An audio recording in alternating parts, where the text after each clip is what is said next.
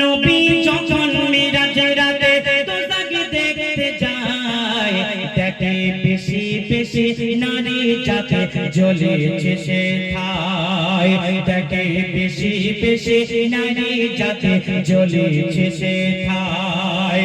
ফিরে এসে নবী আমার, ফিরে এসে নবী আমার কেঁদে গো ভাষায়, ফিরে এসে নবী আমার কেঁদে গো ভাষায়।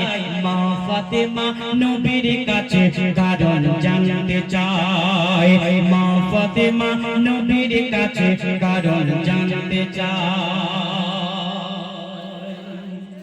এখানে আমি যে সমস্ত গজলগুলো বলছি সব আমার নিজের ভান্ডারের গজল, আমি কিন্তু অন্য কোনো শিল্পীর গজল গাইছি না। এমডি আরাবুল ইসলাম নাথ আমার একটা চ্যানেল আছে, ইউটিউব চ্যানেল, এমডি আরাবুল ইসলাম নাথ চ্যানেল। এই চ্যানেলে যাবেন, সব এই গজলগুলো পেয়ে যাবেন, সমস্ত গজল এখানে নতুন, ফলো করবেন, ভালো লাগবে। দেখুন মেয়েরা কেন বেশি জাহান্নামায়, আল্লাহ রাসূল তিনি বলছে, আর কি কারণে, কিসের জন্য বলছে দেখুন।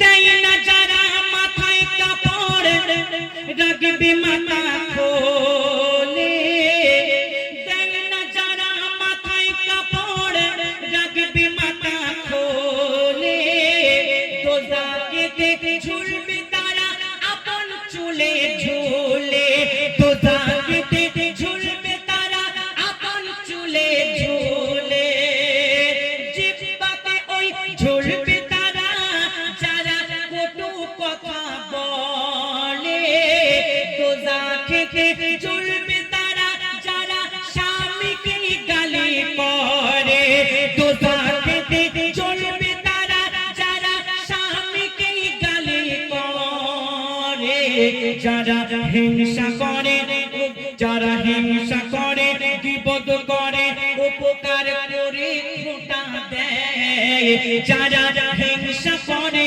বিপদ করে, উপকার করে খোঁটা দেয়, সেসব নারী জ্বলবে গো ওই জাহান্নামায়, সেসব নারী জ্বলবে গো ওই জাহান্নামায়।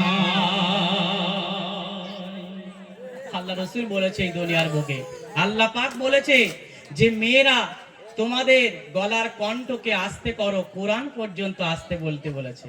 আর আমরা স্টেজে এসে গজল গাইছি, আবার ঠোঁটে লিপস্টিক, আবার টিপ পরে।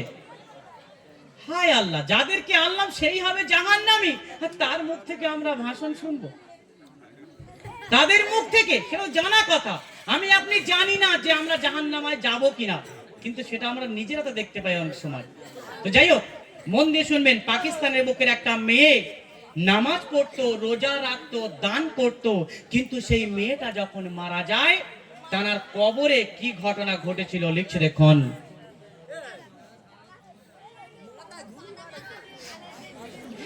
ওই পাকিস্তানের করাচিতে এক নারী যখন মারা যায়, ওই পাকিস্তানের করাচিতে এক নারী যখন মারা যায়, গ্রামবাসীরা তখন ওই নারীর কবর খুঁড়তে যায়, গ্রামবাসীরা তখন ওই নারীর কবর খুঁড়তে যায়, কবর খুঁড়ে তারা তখন অবাক সবাই হয়ে যায়, দেখে ৭০টা সাপ এসে ঘুরছে সারা কবরময়, ৭০টা সাপ এসে ঘুরছে সারা কবরময়। ওই নারীর জন্য আরো দুটি কবর খোঁড়া হয়, ওই নারীর জন্য আরো দুটি কবর খোঁড়া হয়, দেখে প্রথম কবরের মতো সাপ বাহির হয়, প্রথম কবরের মতো সাপ বাহির হয়।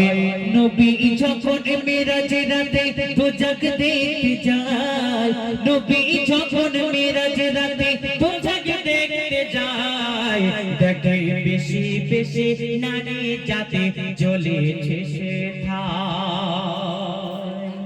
কি করেছিল ওই পাকিস্তানের মেয়েটা যে মারা গেছে? নামাজ পড়তো, রোজা রাখতো, দান করতো, যখন মারা যায় কবরবাসীরা কবর দিতে গিয়ে দেখে, কবর খুঁড়তে গিয়ে দেখে শুধু সাপ আর সাপ।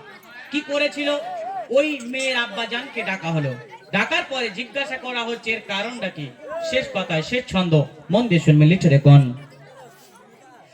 আলেম ওলামার কথায় সবাই প্রথম কবরে দাফন দেয়। আলেম ওলামার কথায় সবাই প্রথম কবরে দাফন দেয়। ওই মেয়ের বাবাকে ডেকে তারা এর কারণ তখন জানতে চায়।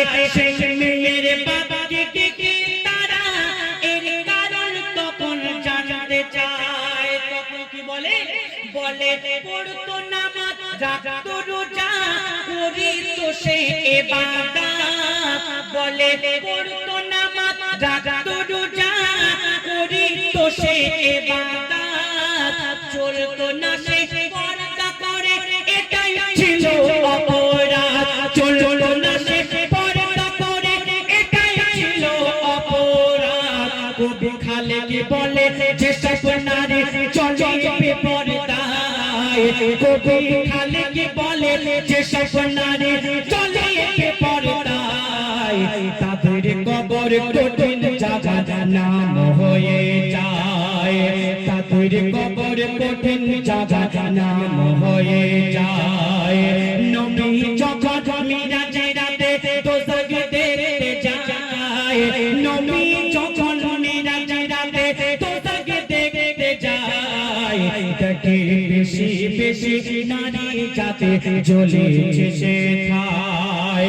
ফিরে এসে নবী আমাকে দেব গো ভাষায়। ফিরে এসে নবী আমাকে দেব গো ভাষায়। মা ফাতেমা নবীর কাছে কারণ জানতে চায়। মা ফাতেমা নবীর কাছে কারণ জানতে চায়। মা ফাতেমা নবীর কাছে ওই কারণ জানতে চায়। আমার নবী সব বলে দেয়। শুনলেন? এর পরবর্তী